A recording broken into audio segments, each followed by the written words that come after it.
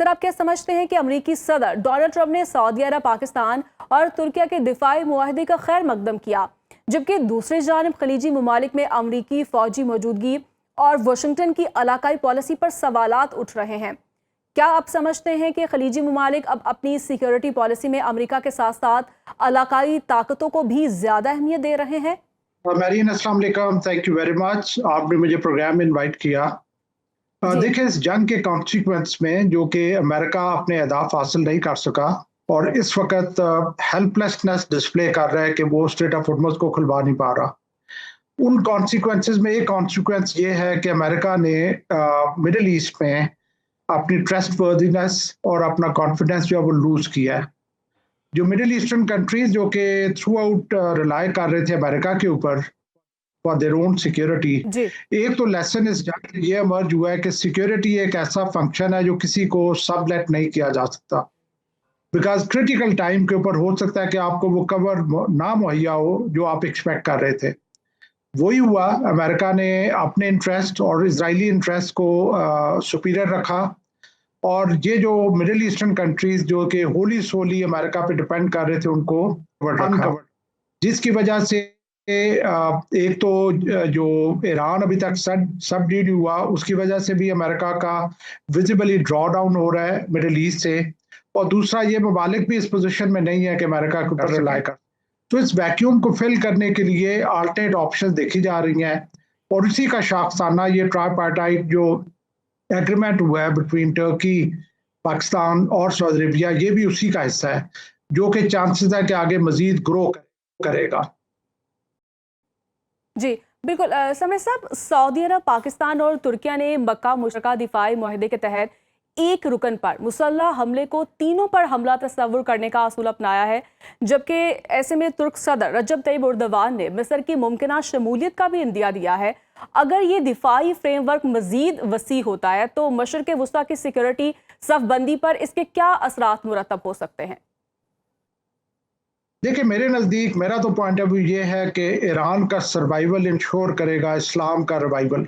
इस्लाम जो कि as a religion, Muslim community जो है वो 74 में हमने देखा था कि पाकिस्तान में एक समट हुई थी, उसके बाद से उसको हर लिहाज से डैमेज करने की कोशिश की। जो उस वक्त लीडिंग लीडर्स थे मुस्लिम वर्ल्ड के, उनको एलिमिनेट किया गया एक तरीके से या दूसरे तरीके से, और ओआईसी इस वक्त बिल्कुल एक डेड हॉर्स बन चुकी है, एक नॉन एंटिटी है।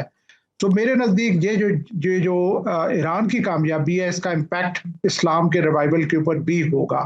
तो जो हम देख रहे हैं कि हमने R4 की बातचीत सुनी जिसमें इजिप्ट भी शामिल था, फिर उसके बाद ये मक्का अकॉर्ड हुआ जिसमें 3 कंट्रीज शामिल हैं। आगे चांसेस हैं कि इजिप्ट भी शामिल हो जाएगा, कतर भी शामिल हो जाएगा, कुवैत भी शामिल हो जाएगा। और जब ये फिर ये रोलिंग स्टोन वाला इफेक्ट होगा कि आगे मजीद भी इसमें इंक्रीजेस हो सकती हैं। अगर हम लोग यूनाइटेड होते मुस्लिम ममालिक तो फिर शायद गाजा में वो कुछ इजराइल ना कर सकता जो उसने किया है। तो मेरे नजदीक एक रिलायंस बढ़ेगी इन ममालिक की अपने ऊपर, they will rely more on themselves. लेकिन चूंकि इनके पास वसाइल बहुत है, कैपेबिलिटी अभी तक उस तरह की नहीं है कि ये अपनी सिक्योरिटी खुद कर सके, इन्हें किसी ना किसी के ऊपर करना पड़ेगा। उसमें तुर्किया, पाकिस्तान बहुत एक की रोल प्ले कर सकते हैं and subsequently I am sure कि चाइना भी इस वैक्यूम को फिल कर सकता है। जी बिल्कुल, इसको हल कर सकता है। एग्जैक्टली। समझ साहब, ईरानी हुकाम का दावा कि हालिया जंग के बावजूद ईरान के फिजाई दिफाई निज़ाम की जो पैदावारी सलाहियत का 85% से जायद हिस्सा महफूज रहा, जबकि एक अमरीकी मीडिया रिपोर्ट में यह भी इल्ज़ाम लगाया गया कि तेहरान ने 60 रोज़ा कशीदगी कम करने वाले मुआहदे को जंग की तैयारी के लिए इस्तेमाल किया। इन मुतजाद दावों से ईरान अमेरिका कशीदगी की मौजूदा सूरत हाल को किस तरह से समझा जाए? देखिए, जंग में एक जो एलिमेंट कॉमन होता है that is fog of war, because आपको क्लियर पिक्चर नहीं मिलती। आपको दोनों पार्टीज डिफरेंट क्लेम्स करती हैं, लेकिन ये कि जो एनालिस्ट हैं जो चीज़ों को ऑब्जर्व कर रहे होते हैं वो वेरियस डॉट्स को कनेक्ट करते हैं।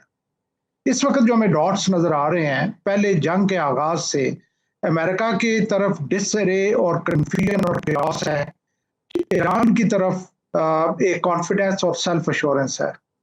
अमेरिका कुछ और क्लेम करता है, और बहुत सारी ऐसी चीज़ें हमें नजर आई हैं कि जहां पे पर्टिकुलरली प्रेसिडेंट ट्रंप ने यू टर्न्स लिए, पहले कुछ और कहा, बाद में कुछ और किया। सो 40 इयर्स की जंग हुई, उसके बाद एमओयू साइन हुआ, उसके बाद 13 दिन की मजीद जंग हुई, लेकिन अमेरिका जो है वो अपने अहदाफ हासिल नहीं कर सका। अभी भी वही चीज़ बातें हो रही हैं जो कि माजी में चलती रही हैं कि हम इन्हें एनिलेट कर देंगे, हम पूरी सिविलाइजेशन को उड़ा देंगे, आज रात ऐसा हमला होगा, दुनिया ने कभी इतना बड़ा हमला नहीं देखा होगा, लेकिन प्रैक्टिकली वो ऑन ग्राउंड चीज़ें हो नहीं सकी। इस वक्त अमेरिका जो है वो तो यह है कि तनहा खड़ा है, उसके एलाइज उसके साथ खड़े नहीं हैं, और उसके लिए बहुत बड़ा चैलेंज है कि वो स्ट्रेट ऑफ हॉर्मुज़ को ओपन करवाए। अब आजकल जो बातचीत चल रही है वो इवन टैक्टिकल न्यूक्स की बातचीत चल रही है कि छोटे जो न्यूक्लियर वेपन्स हैं वो अमेरिका शायद यूज करे इसको, बिकॉज 2 दिन पहले प्रेसिडेंट ट्रंप ने स्टेटमेंट दी थी कि बहुत जल्द हम ईरान को डिफीट करने वाले हैं और फिर मैं डिक्लेयर करूंगा कि स्ट्रेट ऑफ हॉर्मुज़ जो है वो टेररिस्ट है। मेरे नज़दीक ये सिर्फ प्रेशर टैक्टिक्स हैं। न्यूक्लियर वेपन का यूज इज अनथिंकेबल, बिकॉज उसके कॉन्सिक्वेंसेस बड़े फार रीचिंग होंगे। जहां कहीं पे आप न्यूक्लियर वेपन यूज होते हैं वहां पे ना फ्रेंडली फोर्सेस जा सकती हैं ना एनिमी की जा सकती हैं, बिकॉज वहां पे रेडिएशन होती है। सो मेरा ख्याल है कि अभी भी यूएस की कोशिश यही है कि जितना सैल्वेज कर सके वो कर ले। लेकिन एक और चीज जो मैं ऐड करूंगा कि मिलिट्री जो ऑपरेशंस हैं वो तो हॉल्ट हुए हुए हैं, लेकिन दूसरे ऑपरेशन जो है नैरेटिव की जंग, फिर उसके अलावा Insidious intelligence operations, elimination of leadership, इस तरह की काफिशें अभी भी जारी रहेंगी। जी बिल्कुल सबने सब, जैसे आप बात कर रहे हैं कि एक प्रेशर जो है टैक्टिक्स जो अपनाए जा रहे हैं, और इसके साथ साथ हम देख रहे हैं कि ईरानी क़यादत की जानिब से भी जो बयानात सामने आ रहे हैं कि आपने हॉर्मुज़ पर कब्जे या उसे कंट्रोल करने की किसी भी कोशिश के संगीन नतायज अमेरिका को भुगतने होंगे, जबकि तेहरान खलीज फारिस में अमरीकी फ़ौजी मौजूदगी की भी मुखालिफत कर रहा है।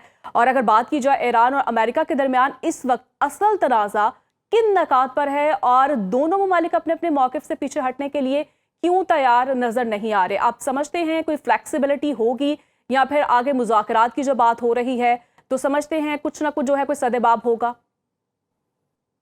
देखिए, अमेरिका की अगर हम ऑप्शंस देखें तो वो तो एग्जॉस्ट हो चुकी हैं इस वक्त। अगर मैं देखूं कि ओके, अगर प्रेसिडेंट ट्रंप कहते हैं कि कम व्हाट में मैंने स्ट्रेट ऑफ हॉर्मुज़ पे करना है, अपनी इजारादारी कायम करनी है, तो उनके पास सिर्फ 2 ऑप्शन रह जाती हैं। एक है बूट्स ऑन ग्राउंड, वो जो कोस्टल एरियाज हैं उनको ऑक्यूपाई करें और जो इरानियन फोर्सेस हैं उनको करें सेफ लिमिट तक, और फिर अपना कंट्रोल एक्सरसाइज करें स्ट्रेट ऑफ हॉर्मुज़ पे।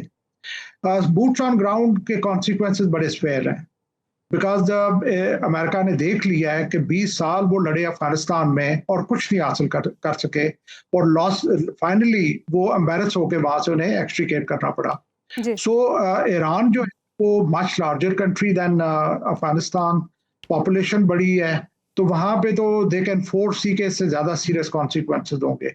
सेकंड जो ऑप्शन उनके पास है कि वो टैक्टिकल न्यूक्स यूज करें, अनथिंकेबल है, बिकॉज चाइना भी है, रशिया भी है, और भी बड़ी इम्प्लीकेशंस हैं इसमें। जो वाटर है स्ट्रेट ऑफ हॉर्मुज़ का वो पोल्यूट हो जाएगा, कंटेमिनेट हो जाएगा, जो एरिया है वो कंटेमिनेट हो जाएगा, जो फ्रेंडली कंट्रीज हैं वो इम्पैक्ट होंगे, बिकॉज वो तो जो रेडिएशन विल नॉट सी के they are going in which direction, वो तो जिधर विंड जाएगी उधर जाएंगी।